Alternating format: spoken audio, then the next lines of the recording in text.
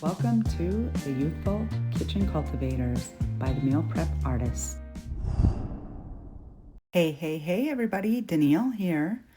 I hope you are enjoying our spring season. It's definitely coming in like a lion. I hope it goes out like a lamb.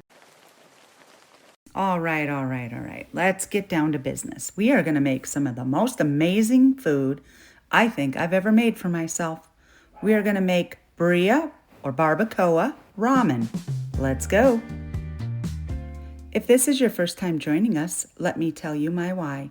I have always loved working in the food industry as a server, bartender in the restaurant business. Growing up on a large farm in the Midwest has given me inspiration to help others learn how to eat wisely and how to spend their money sensibly on food.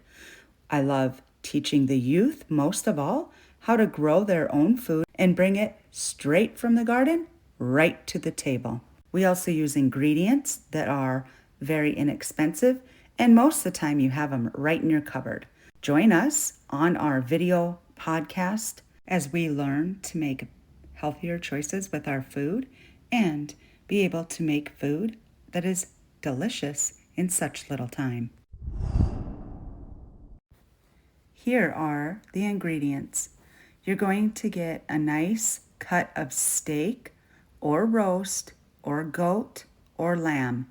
Any of those meats will work. Then use the broth. I use my homemade broth. You can use whatever broth you want. If you want to use the homemade broth that I made, it is in season 2, episode 6. Check that out.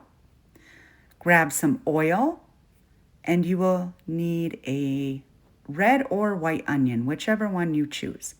Some green chilies, hatch chilies work too. Garlic, cloves, minced or diced will work.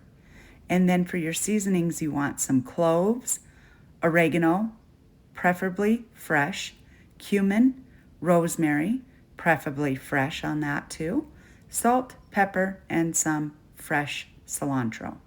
Also, grab some limes. You're going to use the juice out of those. And if you would like to add carrots and jalapenos, you can also get some of those. Make sure you have some eggs on hand because you will soft boil those. You want the inside just to be slightly runny. And then whatever ramen noodles you choose. You can get the ones that are already ready in the Tapatio cups, or you can make your own ramen noodles, or you can just buy plain ramen noodles. Some are low carb or no carb. Meet me back here when you have everything ready. Now, let's get into the instructions. So, you want to marinate your meat, and you're going to marinate it in the mix from all the ingredients above, except for your carrots or jalapenos. But if you would like to throw your carrots and jalapenos in that marinade, go ahead, because we are going to use the marinade to cook our meat in. So do whichever one you would like to do on that. You're going to let it marinate out of the fridge for 2 hours. Then, when you are finished with that, you will need to heat up your cast iron skillet, and you want to sear both sides of your meat. Make sure you use that oil in the pan so you get a nice, good sear on that meat. Once the meat is all seared, you're going to move it into your roaster or your slow cooker. Then you will pour all of that liquid from your marinating mix into the slow cooker. If you need to add another cup of water, that is fine. Go ahead and do that. Then you are going to set your timer for 4 hours at least. I like to cook mine around 6 to 8 hours. It seems like the longer, the better. It's your preference. When you are finished with your cooking and letting it slow cook, you will go ahead and open up and look at that meat. It will be so delicious. It's going to completely fall apart. You want to stir everything up and scoop it into your ramen.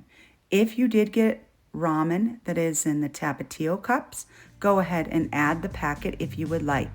If you don't want to add their seasoned packet, you don't have to. It is delicious with or without it.